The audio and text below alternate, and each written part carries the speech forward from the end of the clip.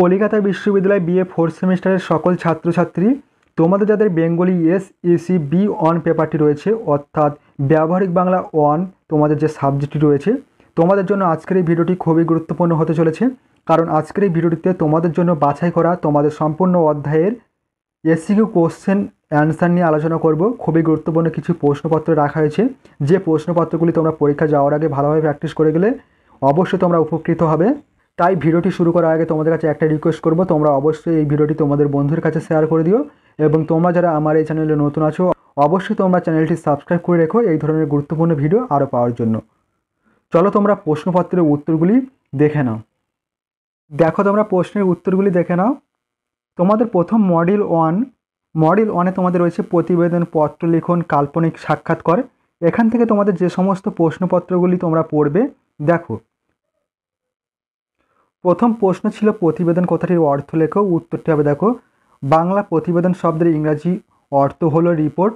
Report প্রতিবেদন শব্দটির আবিধানিক অর্থ হলো বিবরণী। সংস্কৃত প্রতিবেদন শব্দটিকে ভাঙলে এই রূপটি পাওয়া যায়, অর্থাৎ প্রতি যোগ বিদ যোগ নিচ যোগ অন যোগ ভা। দ্বিতীয় প্রশ্ন রাখা হয়েছে, দেখো প্রতিবেদন কাকে বলে।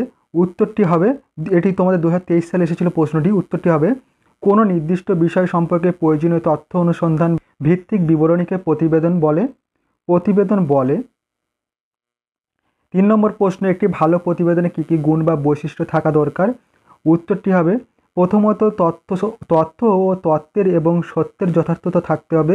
দ্বিতীয়ত নিরপেক্ষতা। তৃতীয়ত সৃজনশীল চিন্তা থাকতে হবে। এবং 4 নম্বর বলা হয়েছে, 4 নম্বর প্রশ্ন, প্রতিবেদক কাকে বলে। প্রশ্নটি 2023 সালে এসেছিল। উত্তরটি হবে, প্রতিবেদন রচনাকারীকে বলা হয় প্রতিবেদক। এবং 5 নম্বর প্রশ্ন, প্রতিবেদন রচনার দুটি লক্ষ্য বা উদ্দেশ্য লেখো। উত্তরটি হবে, জনগণের বিশ্বাস ও আস্থা অর্জন। দ্বিতীয় হচ্ছে জনমত সৃষ্টি। 6 নম্বর প্রশ্ন, প্রতিবেদনের ভাষা কেমন হওয়া উচিত। উত্তরটি হবে, সহজ সরল ও সবার বোধগম্য হবে এমন ভাষা প্রতিবেদনে ব্যবহার করা উচিত। পরবর্তী নেক্সট কোশ্চেন রয়েছে 7 দাগে, কোনো প্রতিবেদনের শিরোনামের যে কোনো দুটি বৈশিষ্ট্য লেখো। প্রশ্নটি 2021 সালে এসেছিল। উত্তরটি হবে দেখো, প্রথম রয়েছে শিরোনাম হতে হবে প্রাসঙ্গিক। শিরোনামটি এমন হতে হবে যে যেন পাঠক এই সংবাদের প্রতি আকৃষ্ট হয় বা সহজে এর প্রয়োজনীয়তা উপলব্ধি করতে পারে। দ্বিতীয় বলা আছে, বর্ণনা আকর্ষণীয় হতে হয়। বর্ণনা বেশি হলে পাঠক বিরক্ত হতে পারে। পরবর্তী কোশ্চেন রয়েছে 8 দাগে, পত্র শব্দের আবিধানিক অর্থ কী। উত্তরটি হবে চিহ্ন বা স্মারক। পরবর্তী নেক্সট কোশ্চেন রয়েছে 9 দাগে, পত্রকে কয় ভাগে ভাগ করা হয় ও কী কী। উত্তরটি হবে, পত্র সাধারণত 4 ভাগে ভাগ করা হয়। 1 ব্যক্তিগত পত্র, 2 বৈষয়িক বা ব্যবহারিক পত্র, 3 হচ্ছে সামাজিক পত্র, 4 হচ্ছে ব্যবসায়িক বা বাণিজ্যিক পত্র। পরবর্তী নেক্সট কোশ্চেন রয়েছে 10 দাগে, একটি পত্রমূলক গ্রন্থের নাম লেখো। উত্তরটি হবে রবীন্দ্রনাথ ঠাকুরের ছিন্নপত্র। এবং 11 দাগের প্রশ্ন, অভিযোগপত্র কাকে বলে। খুবই গুরুত্বপূর্ণ একটি প্রশ্ন, তোমাদের 2022 সালে এসেছিল। উত্তরটি হবে, অভিযোগপত্র হলো কোনো অসন্তোষজনক পণ্য, পরিষেবা বা পরিস্থিতি সম্পর্কে একটি আনুষ্ঠানিক অভিযোগ। একটি অভিযোগপত্র একটি গ্রাহকের দ্বারা এটি ব্যক্তি বা সংস্থার কাছে একটি সমস্যা বা অভিযোগের প্রতিক্রিয়া হিসেবে লেখা হয়। পরবর্তী নেক্সট কোশ্চেন রয়েছে 12 দাগে, প্রাতিষ্ঠানিক পত্র কাকে বলে। উদাহরণ দাও। উত্তরটি হবে, কোনো ব্যক্তি বা প্রতিষ্ঠান যখন সরকারি বিভাগে কোনো প্রয়োজনের নিরিখে পত্র লেখে তাকে প্রাতিষ্ঠানিক পত্র বলে। যেমন হচ্ছে অফিসের স্কুল বা কলেজের প্রধানের নিকট পত্র লিখন বা চাকরির আবেদনপত্র। পরবর্তী নেক্সট কোশ্চেন রয়েছে 13 দাগে, মানপত্র কাকে বলে। উত্তরটি হবে, কাউকে সংবর্ধনা প্রদানের জন্য প্রশংসা সূচক অভিনন্দন পত্র লিখনকে মানপত্র বলে। পরবর্তী নেক্সট কোশ্চেন রয়েছে, ব্যক্তিগত পত্রে পত্র লেখকের ঠিকানা কোথায় থাকে। খুবই গুরুত্বপূর্ণ একটি প্রশ্ন। উত্তরটি হবে, পত্রের শেষে বাম দিকে পত্র লেখকের ঠিকানা লেখা হয়, অর্থাৎ যিনি লিখছেন বাম দিকে তার ঠিকানা লেখা হয়, পত্র লেখকের ঠিকানা লেখা হয়। এবং ডান সাইডে থাকে, পত্রের শেষে ডান সাইডে থাকে প্রেরকের ঠিকানা, অর্থাৎ যার উদ্দেশ্যে লেখা হয়েছে তার ঠিকানা থাকে। এবং 15 দাগের প্রশ্ন, নিমন্ত্রণ পত্রের দুটি অংশের নাম লেখো। উত্তরটি হবে শিরোনাম এবং সম্ভাষণ।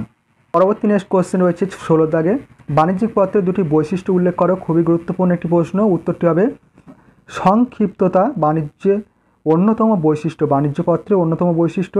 ভাষা ও শব্দের অতিকথন এখানে বর্জন করা হবে।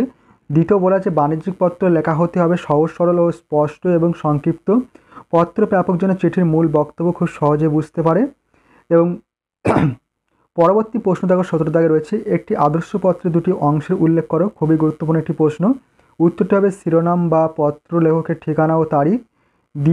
দ্বিতীয় হচ্ছে সম্ভাষণ, অর্থাৎ একটি আদর্শ পত্রের দুটি অংশ হচ্ছে শিরোনাম বা পত্র লেখকের ঠিকানা ও তারিখ, এবং দ্বিতীয় হচ্ছে সম্ভাষণ। এগুলি থাকতে হবে। এবং 18 দাগের প্রশ্ন, সাক্ষাৎকার কাকে বলে? উত্তরটি হবে ব্যক্তির সাথে সামনাসামনি মিলিত হয়ে কোনো ঘটনার বিষয়বস্তু বা সমস্যা সম্পর্কে ওই ব্যক্তির নিকট থেকে প্রয়োজনীয় তথ্য সংগ্রহ করার পদ্ধতিকেই সাক্ষাৎকার বলে। পরবর্তী নেক্সট কোশ্চেন রয়েছে 19 দাগে, সাক্ষাৎকারের দুটি প্রয়োজনীয়তা লেখো। উত্তরটি দেখে নাও।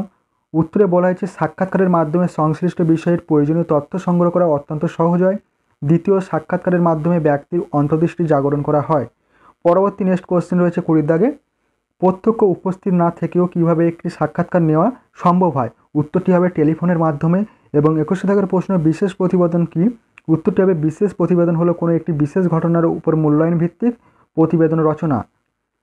পরবর্তী প্রশ্ন 22 দাগে, প্রতিবেদন সংবাদের পার্থক্য লেখো। প্রতিবেদন সংবাদের পার্থক্য লেখো।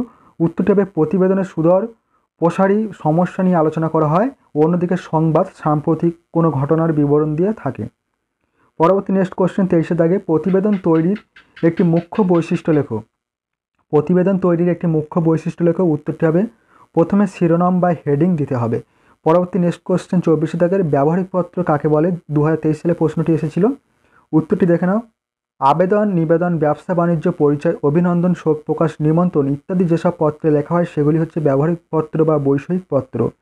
পরবর্তী নেক্সট কোশ্চেন রয়েছে 25 দাগে, সম্ভাষণ কি? প্রশ্নটি 2023 সালে এসেছিল। উত্তরটি হবে অভিবাদন বা সম্ভাষণ হলো যোগাযোগের একটি ক্রিয়া। এটি একটি বিশেষ্য পদ। এর অর্থ সম্বোধন বা আলাপ বা কথাবার্তা। 26 দাগের প্রশ্ন, পত্র লেখকের দুটি রীতি ও বৈশিষ্ট্য লেখো। উত্তরটি হবে পত্রের ভাষা হবে সহজ সরল ও সংক্ষিপ্ত। দ্বিতীয় বলা আছে পত্র সাধারণত চলিত ভাষা লেখা উচিত। পরবর্তী কোশ্চেন দেখো 27 দাগের, খোলা চিঠি কাকে বলে? 2021 সালে প্রশ্নটি এসেছিল। উত্তরটি হবে একটি খোলা চিঠি এমন একটি চিঠি যা একটি বিস্তৃত শ্রোতাদের দ্বারা পড়ার উদ্দেশ্যে করা হয়, বা একটি চিঠি যা একজন ব্যক্তির জন্য উদ্দেশ্য করা হয়, তবে এটি ইচ্ছাকৃতভাবে ব্যাপকভাবে বিতরণ করা হয়। পরবর্তী নেক্সট কোশ্চেন রয়েছে দেখো 28 দাগে, পত্রের দুটি শ্রেণীর নাম লেখো। উত্তরটি হবে ব্যক্তিগত পত্র এবং সামাজিক পত্র। এই ছিল তোমাদের মডেল 1 থেকে বেশ কিছু প্রশ্ন নিয়ে আলোচনা করা হলো। তোমরা অবশ্যই কিন্তু এই প্রশ্নপত্রের উত্তরগুলি খাতায় নোট ডাউন করে নিও এবং ভালোভাবে প্র্যাকটিস করো। অবশ্যই তোমরা এখান থেকে তোমাদের পরীক্ষার খাতায় যে এসিকিউ প্রশ্নপত্রগুলি হয় তোমরা কমন পেয়ে যাবে। পরবর্তী নেক্সট দেখো তোমাদের মডেল 2, তোমাদের যে অধ্যায়গুলি রয়েছে বিজ্ঞাপন, অনুবাদের ভাষা ও শৈলী, এখান থেকে যে প্রশ্নপত্রগুলি তোমরা দেখবে দেখো। প্রথম প্রশ্ন রাখা হয়েছে বিজ্ঞাপন কাকে বলে?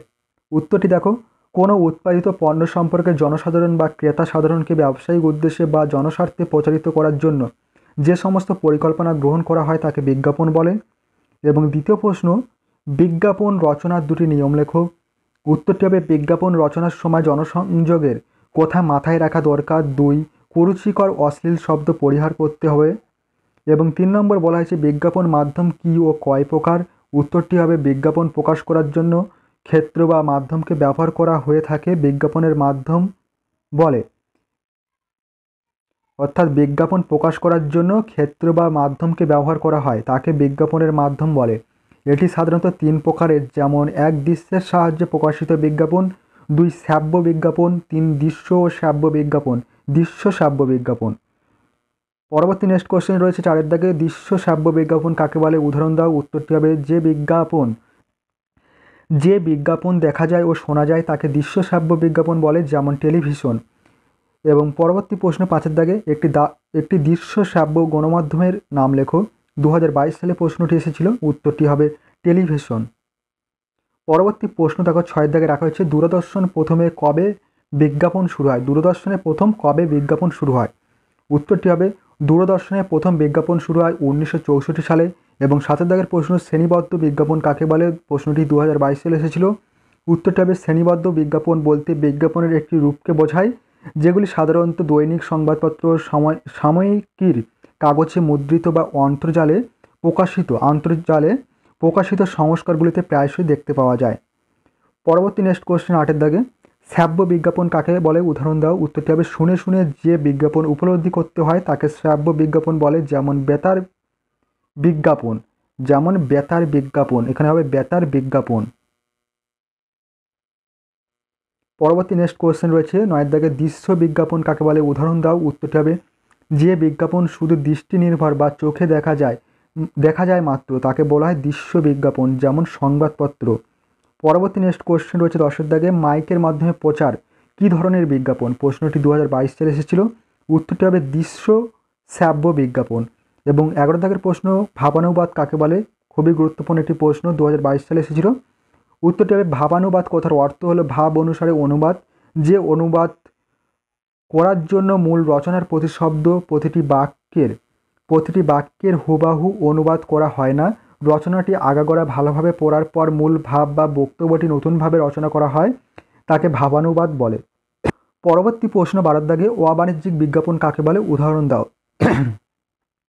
উত্তরটি হবে যে সমস্ত বিজ্ঞাপনে ব্যবসায়িক মুনাফা লাভের হেতু থাকে না বা আর্থিক লাভের কোনো উদ্দেশ্য সাধিত হয় না, তাকে অবাণিজ্যিক বিজ্ঞাপন বলে। যেমন উদাহরণ রয়েছে সরকারি বিজ্ঞাপন, এর মধ্যে রয়েছে শিক্ষা, স্বাস্থ্য, সমাজ সম্পর্কিত বিভিন্ন বিজ্ঞাপন।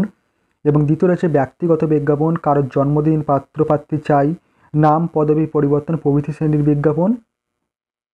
এবং পরবর্তী প্রশ্ন 13 দাগে গৃহশিক্ষক চাই কী জাতীয় বিজ্ঞাপন, প্রশ্নটি 2023 সালে এসেছিল। উত্তরটি হবে ব্যক্তিগত বিজ্ঞাপন।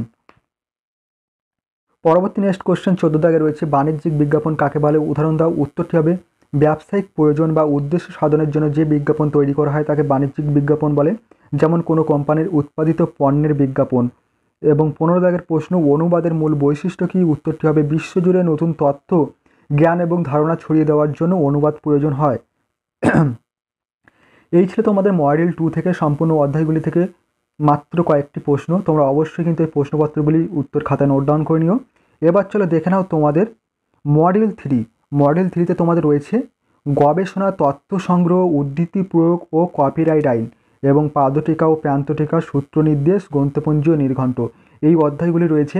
এখান থেকে যে প্রশ্নপত্রগুলি তোমরা করবে, যে গুরুত্বপূর্ণ প্রশ্নপত্রগুলি রাখা হয়েছে দেখে নাও।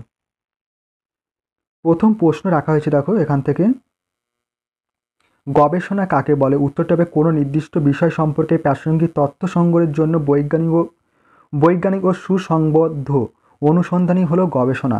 পরবর্তী নেক্সট কোশ্চেন, দ্বিতীয়, গবেষণার দুটি বৈশিষ্ট্য লেখো। উত্তরটি হবে ইহা সর্বদাই পর্যবেক্ষণমূলক ও পরীক্ষামূলক প্রমাণ সাপেক্ষ। দ্বিতীয় বলা আছে ইহা যুক্তিসঙ্গত, বিষয়গত ও নিয়মনিষ্ঠ। এবং 3 নম্বর প্রশ্ন, গবেষণা দুটি লক্ষ্য বা বৈশিষ্ট্য উল্লেখ করো। উত্তরটি হবে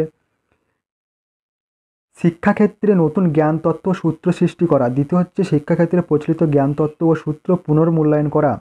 এবং পরবর্তী প্রশ্ন 4 দাগে রয়েছে গবেষণা ক্ষেত্রে তথ্য সংগ্রহের জন্য দুটি উৎসের উল্লেখ করো। 2021 এবং 2023 সালে প্রশ্নটি এসেছিল। খুবই গুরুত্বপূর্ণ একটি প্রশ্ন। উত্তরটি হবে সমীক্ষা, পর্যবেক্ষণ, সাক্ষাৎকার প্রভৃতি। এবং 5 দাগের প্রশ্ন, রিসার্চ কথাটির ব্যুৎপত্তি ঘটেছে কোন শব্দ থেকে। 2022 সালে প্রশ্নটি এসেছিল। উত্তরটি হবে, দেখো, রিসার্চ শব্দটি ফরাসি শব্দ রিচেরচে থেকে উৎপত্তি ঘটেছে। রিসার্চ শব্দটি বিশ্লেষণ করলে দাঁড়ায় অর্থ হচ্ছে পুনরায় এবং সার্চ অর্থ হচ্ছে অনুসন্ধান। পরবর্তী কোশ্চেন 6 দাগে তথ্য সংগ্রহের দুটি উৎসের নাম লেখো। উত্তরটি হবে লিখিত উপাদান এবং 2 অলিখিত উপাদান। 7 দাগের প্রশ্ন, অলিখিত উপাদানগুলি কী কী। উত্তর হবে মুদ্রা, শিলালিপি, চিত্রকলা, শিল্প স্থাপত্য প্রভৃতি অলিখিত উপাদান। এবং 8 দাগের প্রশ্ন, লিখিত উপাদানগুলি কী কী। উত্তর হবে গ্রন্থ, সাময়িকপত্র, পত্রিকা, চিঠিপত্র, দিনলিপি, পাণ্ডুলিপি প্রভৃতি। পরবর্তী নেক্সট কোশ্চেন 9 দাগে উদ্ধৃতি কয় ভাগে ভাগ করা হয় ও কী কী। উত্তর হবে 2 ভাগে ভাগ করা হয়, প্রত্যক্ষ উদ্ধৃতি এবং পরোক্ষ উদ্ধৃতি। এবং 10 দাগের প্রশ্ন, কপিরাইট আইন কবে প্রণয়ন করা হয়। প্রশ্নটি 2022 সালে এসেছিল। উত্তরটি হবে 1957 সালে ভারতবর্ষে বর্তমান কপিরাইট আইনটি চালু করা হয়। অর্থাৎ এখন বর্তমান ভারতবর্ষে 1957 সালে কপিরাইট আইনটি প্রণয়ন করা হয়েছিল। এবং পরবর্তী প্রশ্ন 11 দাগে আন্তর্জাতিক গ্রন্থ কপিরাইট দিবস হিসেবে কোন দিনটিকে পালন করা হয়। খুবই গুরুত্বপূর্ণ একটি প্রশ্ন। উত্তরটি হবে 23 এপ্রিল। এবং 12 দাগের প্রশ্ন, কপিরাইট আইন প্রথম কোথায় প্রচলন ঘটে। প্রশ্নটি 2023 সালে এসেছিল। উত্তরটি হবে প্রথম প্রবর্তিত হয় ইংল্যান্ডে 1710 সালে। এবং 13 দাগের প্রশ্ন, কপিরাইট আইন কাকে বলে। উত্তরটি দেখো, পৃথিবীর দেশে দেশে সৃজনশীল সৃষ্টিকর্মের কপি বা পুনরুৎপাদন, অবৈধ ব্যবহার ইত্যাদি বন্ধের জন্য আইন বিধান রাখা হয়। যেহেতু এই আইন কপি বা পুনরুৎপাদনের অধিকার সংরক্ষণ নিয়ে তৈরি, তাই এটিকে কপিরাইট আইন বা সংক্ষেপে কপিরাইট বলা হয়। পরবর্তী নেক্সট কোয়েশ্চেন 14 দাগে কপিরাইট আইনের দুটি বৈশিষ্ট্য উল্লেখ করো। উত্তরটি হবে কপিরাইট আইন রচয়িতার সুরক্ষা প্রদান করে। দ্বিতীয় হচ্ছে কপিরাইট আইন লঙ্ঘিত হলে সিভিল এবং ফৌজদারিভাবে প্রতিকার করা যায়। এবং 15 দাগের প্রশ্ন কপিরাইট আইনের দুটি অধিকার লেখো। উত্তরটি হবে সৃজনশীল রচনার উপর রচয়িতার একচেটিয়া অধিকার। দ্বিতীয় হচ্ছে পূর্বের রচনাকে নিয়ে নতুন কিছু তৈরি করার অধিকার। পরবর্তী নেক্সট কোয়েশ্চেন 16 দাগে কপিরাইট আইন লঙ্ঘনকারীর কিরূপ শাস্তির বিধান রয়েছে। উত্তরটি হবে কপিরাইট আইন লঙ্ঘনকারীকে 6 মাসের কারাদণ্ড ও 5,000 টাকা জরিমানার বিধান রয়েছে সংবিধানে। এবং 17 দাগের প্রশ্ন কপিরাইট স্বত্বাধিকার কিভাবে নির্ধারিত হয়। উত্তরটি হবে কপিরাইট আইনের সময়সীমা নির্ধারিত হয় কোনো গ্রন্থের রচয়িতার জীবিতকাল এবং তার মৃত্যুর পর আরও 50 বছর পর্যন্ত লেখকের স্বত্ব সংরক্ষিত। পরবর্তী নেক্সট কোয়েশ্চেন 18 দাগে ভারতবর্ষে প্রথম কপিরাইট আইন চালু হয় কত সালে। উত্তরটি হবে 1914 সালে ভারতবর্ষে প্রথম কপিরাইট আইন প্রচলন ঘটে। পরবর্তী কোয়েশ্চেন দেখো 19 দাগে লেখকের মৃত্যুর পর কপিরাইট আইন কতদিন পর্যন্ত বলবৎ থাকে। প্রশ্নটি 2022 সালে এসেছিল। উত্তরটি হবে 50 বছর পর্যন্ত। এবং পরবর্তী নেক্সট কোয়েশ্চেন 16 দাগে প্যাটেন্ট বা কৃতিসত্ত্ব বলতে কী বোঝো। প্রশ্নটি 2022 সালে এসেছিল। উত্তরটি হবে কৃতিসত্ত্ব বা প্যাটেন্ট হলো সরকার কর্তৃক একজন উদ্ভাবককে এক ধরনের অধিকার প্রদানের অনুমোদনপত্র, যে অধিকার বলে অন্য কোনো পক্ষ সাধারণত সীমিত সময়ের জন্য তার উদ্ভাবনের প্রস্তুতি, ব্যবহার বা বিক্রয় করতে পারে না। উদ্ভাবনটি হতে পারে যে কোনো পণ্য বা হাতে হতে পারে এমন কোনো পদ্ধতি যা মানুষের কাজে আসে। পরবর্তী নেক্সট কোয়েশ্চেন রয়েছে 17 দাগে প্যান্থটিকা কাকে বলে। খুবই গুরুত্বপূর্ণ একটি প্রশ্ন। উত্তরটি হবে যখন বিভিন্ন উৎস থেকে তথ্য সংগ্রহের পর সেই তথ্যগুলি পৃষ্ঠার পাদদেশে উৎসে নির্দেশ না করে পরিচ্ছেদের শেষে উৎসে নির্দেশ করা হয়, তখন তাকে প্যান্থটিকা বলে। পরবর্তী নেক্সট কোয়েশ্চেন রয়েছে 18 দাগে পাদটিকা কাকে বলে। খুবই গুরুত্বপূর্ণ একটি প্রশ্ন। 2021 এবং 2023 সালে এসেছিল। উত্তরটি হবে বিভিন্ন উৎস থেকে তথ্য সংগ্রহের পর পৃষ্ঠার পাদদেশে যে উৎস নির্দেশ করা হয় তাকে পাদটিকা বলে। পরবর্তী কোয়েশ্চেন 19 দাগের ক্ষেত্র সমীক্ষা বলতে কী বোঝো। খুবই গুরুত্বপূর্ণ একটি প্রশ্ন। উত্তরটি হবে ক্ষেত্র সমীক্ষা হলে প্রাথমিক তথ্য সংগ্রহের প্রক্রিয়ার জন্য গবেষকদের দ্বারা ব্যবহৃত সর্বাধিক ব্যবহৃত পদ্ধতিগুলির মধ্যে একটি। ক্ষেত্রের সমীক্ষাগুলি গবেষকদের ক্ষেত্রের পরীক্ষাগুলির প্রভাবকে আরও ভালোভাবে নিরীক্ষণ এবং মূল্যায়ন করার অনুমতি দেয়। পরবর্তী নেক্সট কোয়েশ্চেন রয়েছে 20 দাগে হাইপোথেসিস বা প্রকল্পের অর্থ কী। 2022 সালে প্রশ্নটি এসেছিল। উত্তরটি হবে ইংরেজি হাইপোথেসিস শব্দটি প্রাচীন গ্রিক শব্দ থেকে এসেছে, যার আক্ষরিক অর্থ হল স্থাপন বা অধীনে স্থাপন ও সম্প্রসারিত অর্থে যার দ্বারা অনুমান বোঝানো হয়। পরবর্তী কোয়েশ্চেন 21 দাগে গ্রন্থপঞ্জি কাকে বলে। উত্তরটি দেখো। উত্তরে বলা হয়েছে গ্রন্থপঞ্জি হলো বিভিন্ন লেখক ও প্রকাশক বা দেশের অথবা কোনো বিশেষ সাহিত্য বা বিষয়ে বিশেষ সময়ের মধ্যে প্রকাশিত বইয়ের সংক্ষিপ্ত তালিকা। পরবর্তী নেক্সট কোয়েশ্চেন 22 দাগে গ্রন্থপঞ্জি কয় ভাগে ভাগ করা হয় ও কী কী।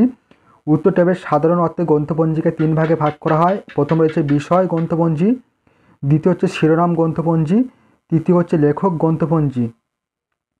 পরবর্তী নেক্সট কোয়েশ্চেন রয়েছে 23 দাগে পাদটিকা ও গ্রন্থপঞ্জির মধ্যে পার্থক্য লেখো। উত্তরটি হবে পাদটিকায় প্রথমে প্রদত্ত নাম পরে পদবী ব্যবহার করা হয়, কিন্তু গ্রন্থপঞ্জিতে প্রথমে পদবী পরে প্রদত্ত নাম ব্যবহার করা হয়। পরবর্তী নেক্সট কোয়েশ্চেন 24 দাগে পাদটিকা ও প্যান্থটিকার মধ্যে দুটি পার্থক্য লেখো। উত্তরটি হবে পাদটিকায় মূল বিষয়বস্তুর সঙ্গে মিলিয়ে পড়তে হয় পাঠককে, কিন্তু প্যান্থটিকার ক্ষেত্রে এসব করতে হয় না। দ্বিতীয়, পাদ্যটিকায় বিশদ তত্ত্ব ও বক্তব্য এবং মন্তব্য বিলেসিত হয়, প্যান্থটিকায় তথ্যে অল্প পরিমাণে উল্লেখ থাকে। পরবর্তী কোয়েশ্চেন 15 দাগে আদর্শ বাংলা বাক্যে ক্রিয়া কোথায় বসে। প্রশ্নটি 2022 সালে এসেছিল। উত্তরটি হবে বাংলা বাক্যে পদক্রম বিন্যাসের কারণে ক্রিয়াপদ সাধারণত বাক্যের শেষে বসে। খুবই গুরুত্বপূর্ণ একটি প্রশ্ন। পরবর্তী নেক্সট কোয়েশ্চেন 26 দাগে বংশানুক্রমিক বলতে কী বোঝায়। খুবই গুরুত্বপূর্ণ একটি প্রশ্ন। উত্তরটি দেখো। বংশানুক্রমিক হলো একটি তালিকা বাছাই সংগঠিত করার একটি উপায়। এটি একটি পাঠককে তালিকায় একটি নাম বা শিরোনাম খুঁজে পেতে সাহায্য করে। এটি একটি বর্ণমালার অক্ষরের মান স্বাভাবিক ক্রম অনুসরণ করে করা হয়। পরবর্তী নেক্সট কোয়েশ্চেন 27 দাগে পৃষ্ঠাঙ্ক কাকে বলে। উত্তরটি হবে গ্রন্থ মধ্যে ধারাবাহিকভাবে কোনো বিষয় বিচ্ছিন্ন বা নিরবিচ্ছিন্নভাবে আলোচিত হয় যে স্থানে তাকে পৃষ্ঠাঙ্ক বলে। পরবর্তী নেক্সট কোয়েশ্চেন 28 দাগে নির্ঘণ্ট প্রণয়নের উপকরণ কী কী। উত্তরটি হবে নির্ঘণ্ট প্রণয়নের উপকরণগুলি হলো লেখনী, কাঠ, বাক্স প্রভৃতি। এবং 29 দাগের প্রশ্ন নির্ঘণ্ট প্রণয়নের কাজ কি। উত্তর হবে নির্ঘণ্ট প্রণয়নের যোগ্যতম ব্যক্তি হলেন গ্রন্থকর্তা।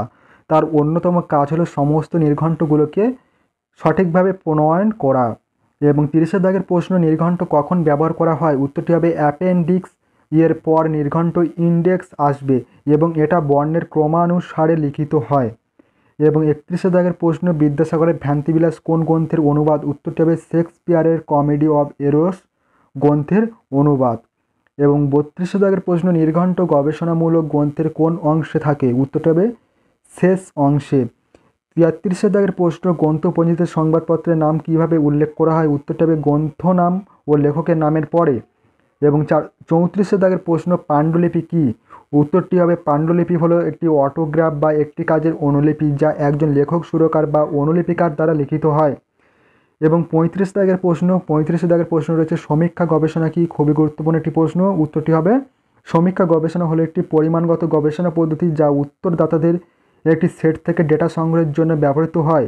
ডেটা সংগ্রহ এবং বিশ্লেষণ করার সময় এটির একাধিক সুবিধা এবং সুবিধার কারণে এটি সম্ভবত বেশ কয়েক বছর ধরে শিল্পে সর্বাধিক ব্যবহৃত পদ্ধতিগুলির মধ্যে একটি। এই ছিল তোমাদের সম্পূর্ণ প্রশ্ন, তোমাদের বাংলা ব্যবহারিক বাংলা 1 যে এসএসসি B1 পেপারটি রয়েছে তার সেই সাবজেক্টের উপর থেকে সম্পূর্ণ প্রশ্নের উত্তর নিয়ে আলোচনা করা হলো। তোমরা অবশ্যই এই প্রশ্নপত্রগুলি খাতায় নোট ডাউন করে নিও, অবশ্যই তোমরা উপকৃত হবে এবং এই প্রশ্নপত্রগুলি অবশ্যই তোমরা ভালোভাবে প্র্যাকটিস করো এবং এই ভিডিওটি অবশ্যই তোমাদের বন্ধুদের কাছে শেয়ার করে দিও। ভিডিওটি আজ এই পর্যন্ত, তোমাদের সঙ্গে দেখা হবে পরবর্তী নেক্সট ভিডিওতে।